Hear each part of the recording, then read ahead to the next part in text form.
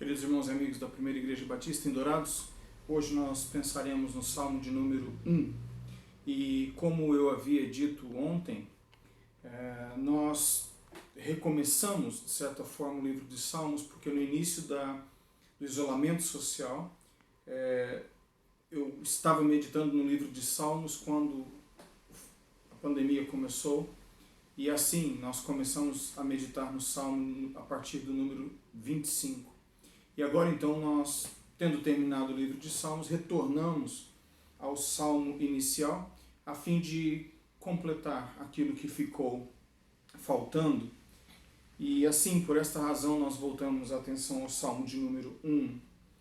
E como nós temos estudado até agora, eu proponho que o Salmo seja estudado em duas partes, do verso 1 ao verso 3 e do verso 4 ao verso 6. Como eu já disse anteriormente, em muitas outras ocasiões, nós temos condições de estudá-lo de outra forma. Essa divisão ela serve apenas para monitorar a nossa meditação, que vem de uma forma um pouco mais resumida. Em outras palavras, você pode encontrar em outros livros, outros esquemas, até o seu próprio método de dividir o texto. Mas, enfim, eu proponho que nós consideremos o Salmo número 1 com base no verso 1 ao verso 3 e depois dos versos 4 ao verso 6. A primeira parte do Salmo fala sobre um progresso frutífero.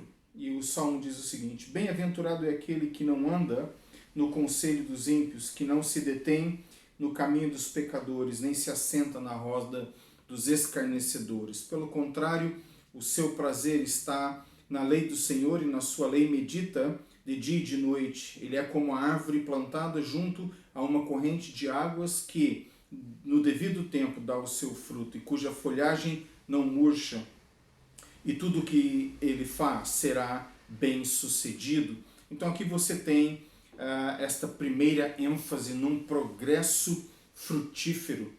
E assim, nós observamos que o Salmo todo fala sobre esta conduta cristã bíblica, a vida cristocêntrica fundamentada na palavra do Senhor Deus, uma vida de devoção, de piedade vivida dentro dos parâmetros estabelecidos pela palavra de Deus, que ao invés de serem parâmetros limitadores, na verdade são parâmetros que estabelecem liberdade. Dr. Martyn Lloyd-Jones diz que a grande dificuldade deste livro não está em sua limitação, mas na abrangência de suas reivindicações, em sua profundidade ética, moral e espiritual, que intimida, na verdade, aqueles que tentam obedecer por si mesmos. Mas pela fé, dependentes do Espírito, é possível não somente viver nos parâmetros, desfrutar dos limites impostos e viver com grande liberdade de vida e significação existencial, ao contrário do que alguns argumentam. Então, a dificuldade para o Dr. Martyn Lloyd-Jones não é que a palavra de Deus, a proposta cristã, ela é limitada e a vida vivida sem esses parâmetros é uma vida muito mais abrangente. Na verdade, é exatamente ao contrário, e assim o teste precisa ser feito. Muito bem, dito isso, nós temos no Salmo este progresso frutífero, e este progresso que leva a pessoa de uma forma cristocêntrica a avançar em sua peregrinação deste lado da vida. E observe que esta pessoa, ela não anda, ela não se detém, ela não se assenta. Você observa que é um processo lento, mas progressivo de estagnação. Primeiro ela aparece no momento de caminhada, de repente ela para e de repente ela se assenta. É como se a pessoa fosse gradativamente parando ao longo da vida. Ela não anda de acordo com outros porque ela não deixa se influenciar pela opinião alheia, que hoje é uma e amanhã é outra.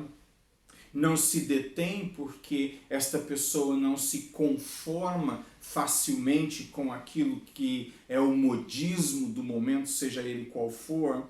Esta pessoa não se assenta junto com outros porque não existe identificação da parte dela com aqueles que praticam o mal. E assim, esta pessoa rompe com o processo de estagnação que acontece quando você está andando, de repente para contemplar e se detém observando, e daqui a pouco o processo te envolve tanto que você está assentado com aquilo, identificado com aquilo que não tem valor diante do Senhor Deus. O contraponto, obviamente, é que esta pessoa tem o seu prazer na lei do Senhor. Verso 2, pelo contrário, o seu prazer está na lei do Senhor e na sua lei medita de dia e de noite.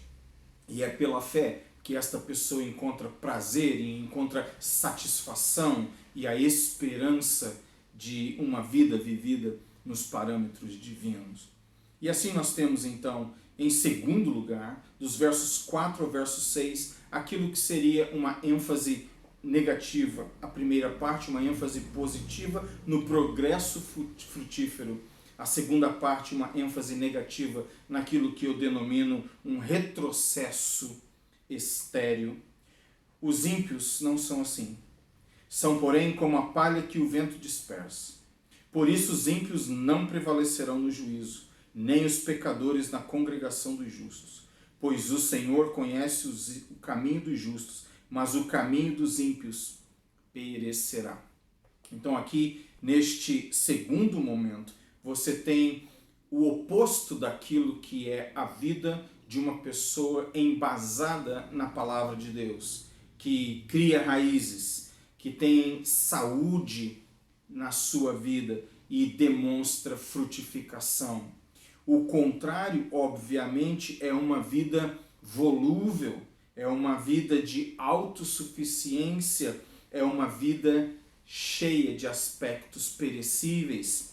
Ele é como a moinha. Os ímpios não são assim, são porém como a palha. Uma outra versão diz moinha, esta versão diz palha, mas são pessoas volúveis que facilmente se deixam agitar de um lado para o outro.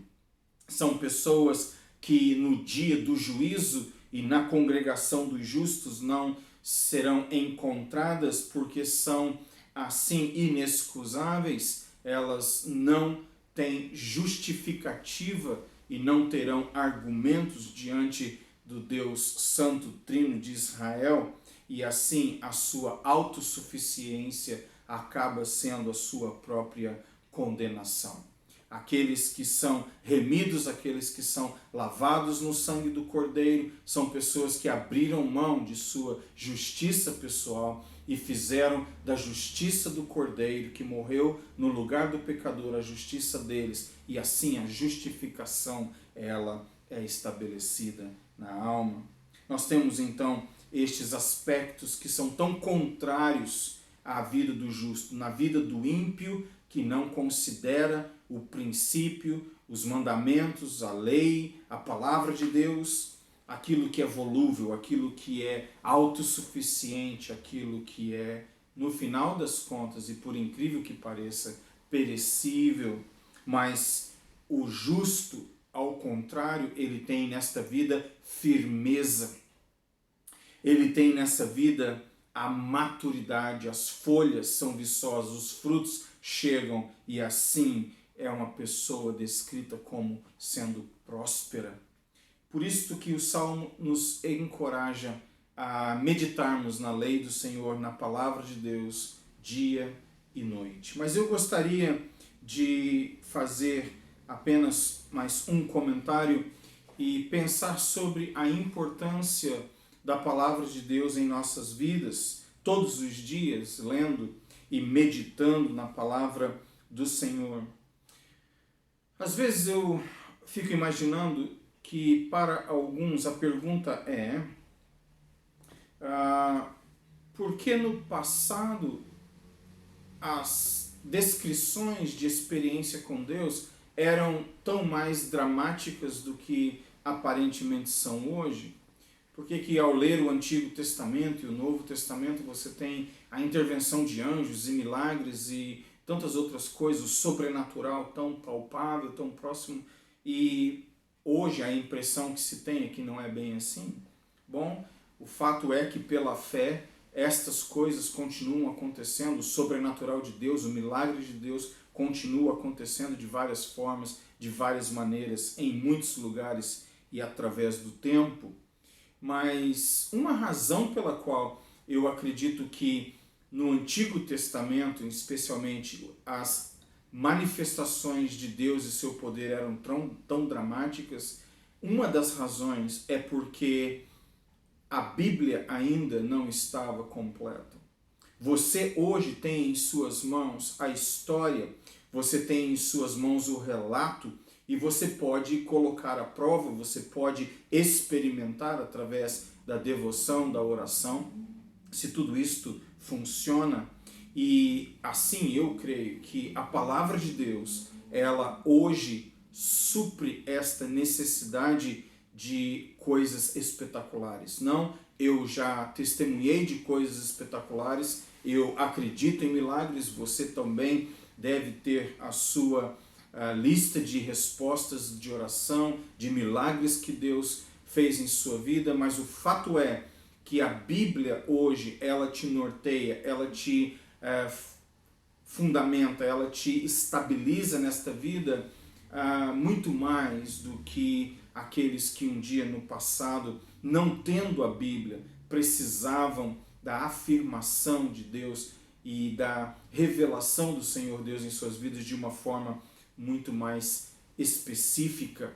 E por esta razão eu encorajo você a experimentar a grandeza e a glória de Deus como Abraão, Isaac, Jacó, como José experimentou, Davi, todos os profetas, que você experimente o sobrenatural, que você experimente o poder do Santo Espírito, mas sempre focando sua vida na palavra de Deus, que por uma razão deve ser estudada, e esta razão mais sublime do que qualquer uma outra. E a palavra do Senhor Deus diz em João capítulo 5, verso 39. Vocês examinam as Escrituras, porque julgam ter nelas a vida eterna, e são elas mesmas que testificam de mim. Então, se você precisa de uma razão para ler a Bíblia com afinco, com paixão, com grande expectativa, ouvindo a voz do Senhor através do texto, falando ao seu coração em suas mais íntimas e até desconhecidas necessidades, a razão pela qual nós devemos fazer isto, uma delas, pelo menos, para mim, a mais sublime de todas, é porque a palavra do Senhor como um todo, ela nos aponta para o Senhor Jesus Cristo. E ele disse: vocês examinam as Escrituras, porque julgam ter nelas a vida eterna, e são elas mesmas que testificam de mim. E por esta razão, eu e você devemos mais e mais continuamente desfrutarmos desse livro maravilhoso, através do qual conhecemos o Evangelho eterno e a própria pessoa do Senhor Jesus Cristo. E que para este fim, Ele mesmo nos ajude. Oremos. Senhor, nosso Deus e Pai, em tempos de instabilidade, em tempos de incertezas, nós pedimos que o Senhor nos balize, que o Senhor nos oriente através da sua palavra. Como servos do passado já disseram, a palavra ela não está limitada, é muito pelo contrário, a limitação humana é que se depara com a grandeza do que está aqui revelado e ao testar encontra dificuldades. A limitação humana não consegue alcançar o padrão que está aqui estabelecido. E por isso eu peço que o Senhor nos ajude no processo de estudar a palavra e de viver o Evangelho de uma maneira digna e assim alcançarmos a estatura do varão perfeito que é Jesus Cristo. Sem o auxílio do Senhor pelo Teu Santo Espírito, nós não conseguiremos, ainda que muito desejemos. Pai Santo, permita que vivamos uma vida de paz, de serenidade como esta árvore descrita no Salmo de número 1, com raízes profundas, madura, viçosa, com folhas bonitas e assim cheia de frutos, para o serviço de outros e para a glorificação do Senhor. É o que eu peço e oro com perdão dos meus pecados, em nome do Senhor Jesus Cristo. Amém. Até a próxima.